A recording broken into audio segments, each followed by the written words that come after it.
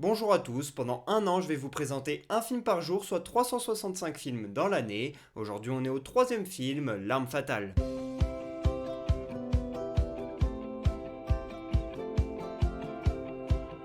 L'arme fatale est un film sorti en 1987, réalisé par Richard Donner. Ça raconte l'histoire de deux policiers qui ne sont pas du tout dans la même phase de leur carrière.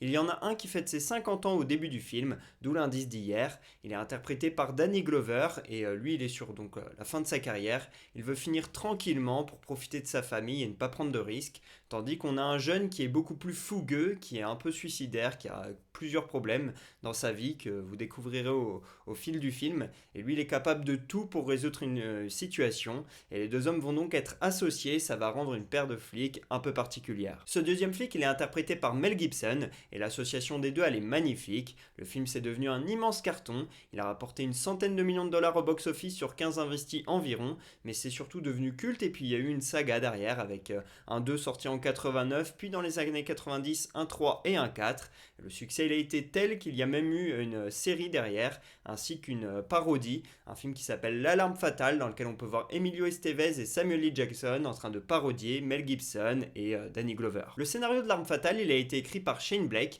À la base, c'était quelque chose de beaucoup plus sombre, mais le réalisateur Richard Donner, il a demandé à réécrire le film plusieurs fois pour en faire la version finale que vous pouvez découvrir.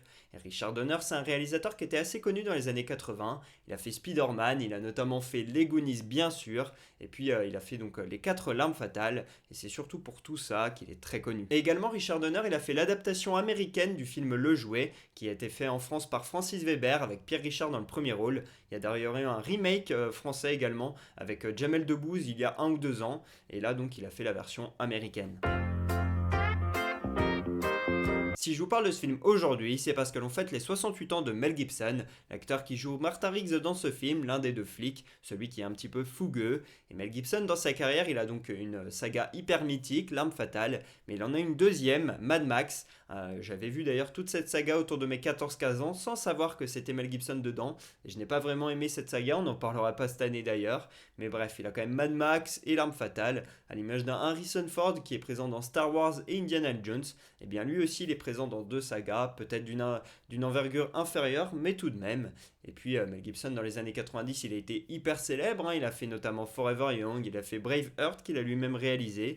Il a fait pas mal d'autres films. Je pense bien sûr à The Patriot, à Ce que veulent les femmes. Bref, plusieurs films comme ça. Mais dans les années 2000, il a tenu des propos vraiment antisémites, etc. Des choses que l'on ne dit pas. Quelque chose de vraiment catastrophique. Et donc, ça a un petit peu terni son image, bien évidemment. Et surtout, ça l'a empêché d'enchaîner, de faire d'autres films, de poursuivre sa carrière. Parce qu'il a eu aussi des problèmes avec la justice, etc. Enfin bref, il a vraiment fait de la merde. Et là, il est revenu en 2016 avec une réalisation de Tu ne tueras point. Mais bon, depuis 15-20 ans, il ne fait plus grand chose et pour des raisons vraiment pas glorieuses. L'Arme fatale est un film que j'ai d'abord découvert via la série qui est sortie dans les années 2016-2017, quelque chose comme ça, quand j'étais au lycée. Moi j'aimais beaucoup regarder les séries qui sortaient sur TF1, des séries policières, etc. Et je suis tombé sur L'Arme fatale et j'ai beaucoup aimé cette série, la première saison du moins. Après, j'ai pas regardé la suite. Et j'aimais beaucoup le personnage de Martin Riggs avec celui de Roger Murdoch, qui est interprété d'ailleurs par le père de Ma famille d'abord. Et donc, j'avais adoré. Et du coup, je me suis dit, bon, j'aime bien cette petite série qui est bien sympa. Je vais regarder le film.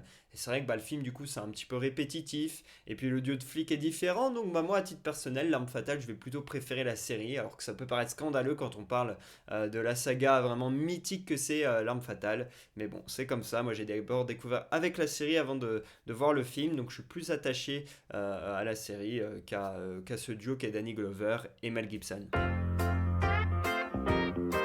Je mets un 15 sur 20 à ce film parce que j'ai quand même passé un très bon moment devant. Je trouve que la relation entre les deux flics, c'est surtout ça qui fait la beauté du film.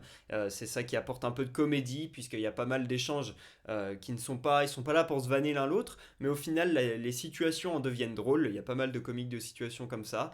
J'aime beaucoup la relation qu'ils ont entre eux, et puis on voit que leurs vies sont bien différentes, et qu'ils essaient aussi de sortir de leur zone de confort, de s'aider, et voilà, de partager des choses malgré le fait qu'ils soient totalement différents différents et qu'à la base ils ne s'aiment pas, ils ne s'apprécient pas et ils sont vraiment aux deux antipodes. Et donc j'aime beaucoup cette relation qu'ont les deux flics. Après, au terme de réalisation, de scénario, il y a vraiment pas mal de belles choses, mais c'est surtout cette relation qui fait la beauté du film et je mets un 15/20 à L'Arme Fatale.